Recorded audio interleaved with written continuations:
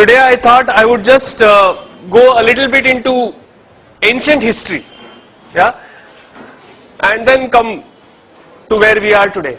Okay, so all of you have heard of the Varaha Avatar? Yes? If you have not, which country are you in? The Varaha Avatar is when Lord Vishnu, right? He takes the shape of the boar, and then for some reason the earth is drowning in water. We don't know why and how, but the boar lifts the earth up and brings it out of the water, right? Saves the earth, so to speak, right? Now, that may be a fantastic story and all that, but check out the shape of the earth. What is it? It's round, right? Which means that more than 10,000 years ago, we knew that the earth was round. Yes? Which Europe only accepted once they saw the Apollo pictures from space, right? In fact, we call geography Bhugol, right? It is goal, round. It's not Bhutatte, right?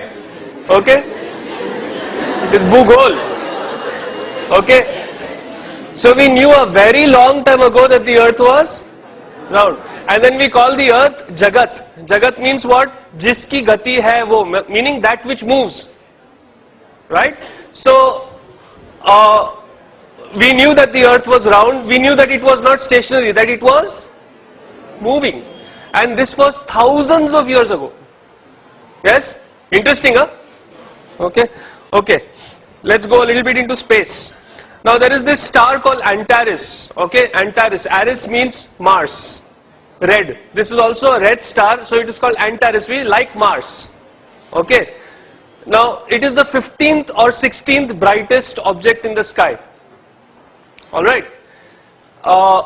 Yet, our elders, our ancients, they called it Jeshta. Okay. Now what does Jeshta mean? You know what Jeshta means? Jeshta means the biggest, the oldest, the eldest. Now why would they call the 15th brightest object? Meaning there are many more brighter objects than this star in the sky. Why would they call it the biggest? Yes? Intuitively, something that is brighter should be bigger. Yes or no? Right? But they called this one, the 15th brightest, they called it the biggest. Turns out they were right. It is 40,000 times bigger than our sun. In fact, it is one of the biggest objects known to man. Yes? Now, just imagine, you've got this group of people who have managed to name a star the biggest, and this was 5,000-7,000 years ago. Yeah? Which is just a point in the sky. Okay? Okay. Not done with stars yet. Heard about the Great Bear, the Big Bear constellation? Yes? Okay. So, we are interested in that star. Okay. It is actually not a star, it is two stars. Yeah? Now, this itself is a big deal. To figure out that that particular point of light in the sky is two stars. Okay? And it is called the Arundhati Vasishta. It's called Arundhati Vasishta. And in South India, there is a tradition where after marriage, yeah, the husband and wife are supposed to go out in the night and look at this particular star. Okay, now, funny tradition. Right? Okay. Now, most twin star systems rotate like this, like one star is in the middle and the other star is going around it. This is definitely not the way a husband and wife should be. Isn't it? Right? But Arundhati Vasishta, this particular system moves like that. Now, first, to figure out that that is a twin star system. Second, to figure out that it rotates in this way and not in that way. This is not something which is easy or obvious, is it? Yes? Third, to do it without telescopes. Yeah? Okay, metallurgy. Dinesh is BTech Metallurgy from IIT Bombay.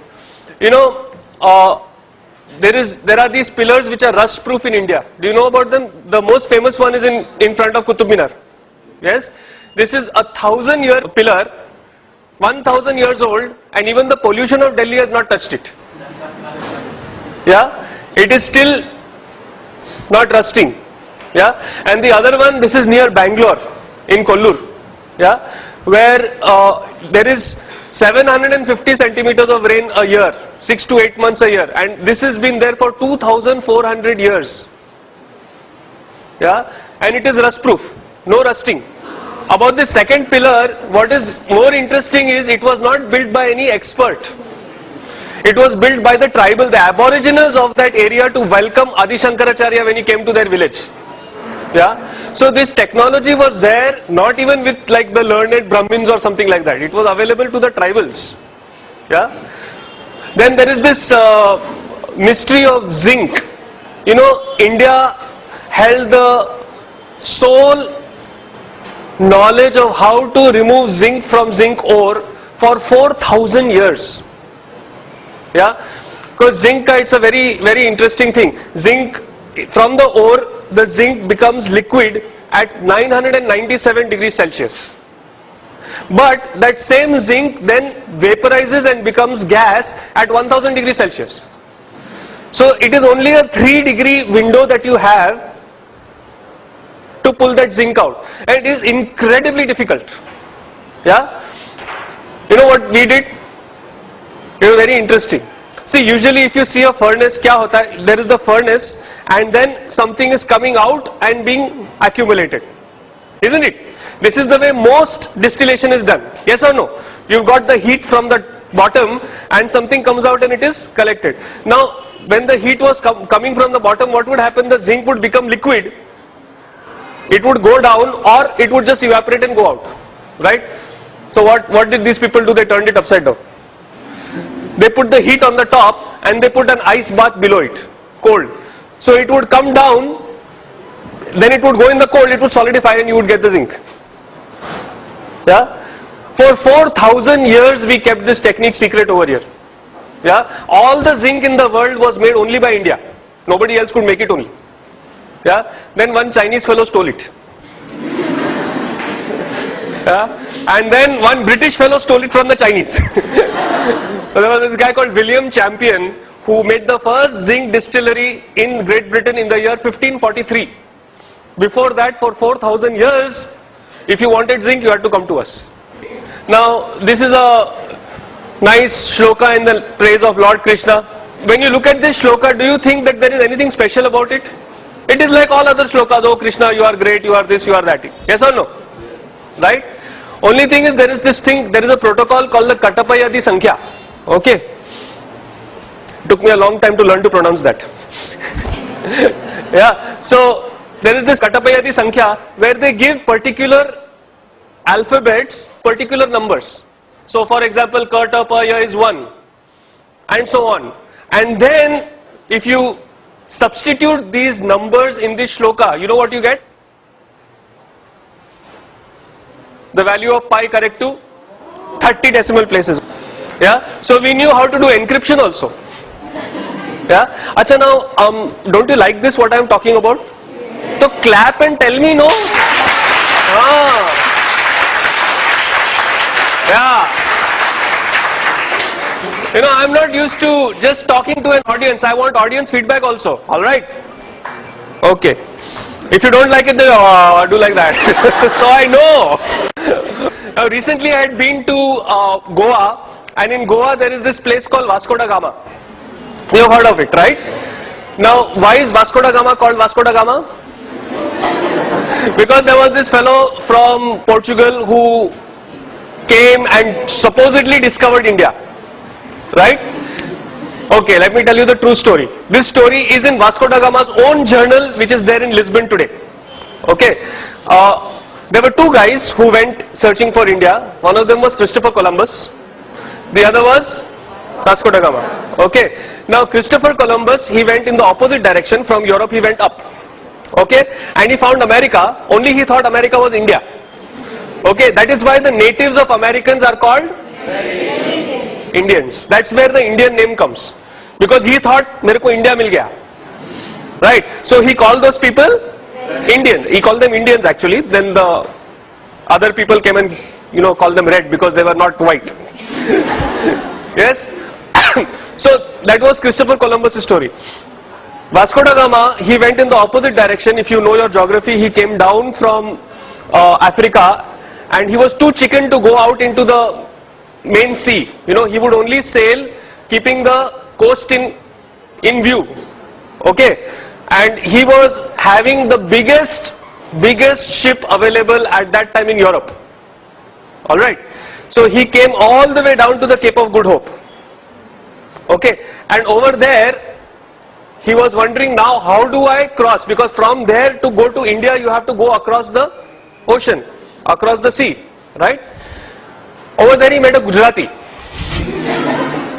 whose name was Kanha. Okay? He does not mention the surname, possibly Patel. Okay? Yeah? So he met this Kana Bhai who was a trader from India, from Gujarat, who had ships 12 times the size of this ship. 12 times. And remember, Vasco da Gama's ship was the biggest ship in Europe at that time. Okay? He had ships which were trading ships, forget about military ships, trading ships which were 10 to 12 times the size of Vasco da Gama's ship. And Vasco da Gama's ship was escorted with 3 ships, like in formation, his ship was in the middle, those 3 of our Indian ships escorted this guy to Goa, to India. Yeah? So maybe we should call Kanha, no? Yes?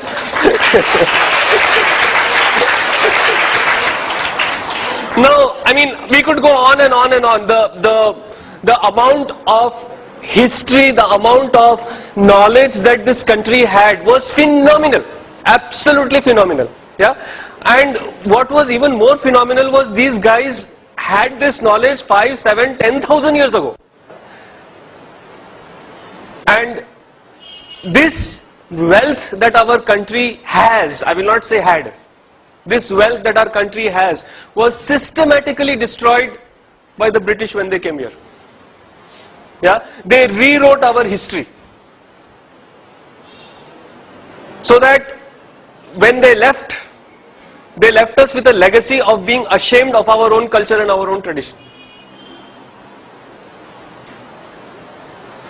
Yes, in Delhi we know this very cute old couple. Uncle is 81 years old, auntie is 71 years old, and they will be celebrating. You should do PT. But unfortunately, do you see that even in today in schools you do PT, you don't do yoga? Yeah. So we have got independence, it's 60 years, but we are still thinking in those terms only. That is what the British wanted. Yeah. To break this country, they had to break the education system and break the traditions.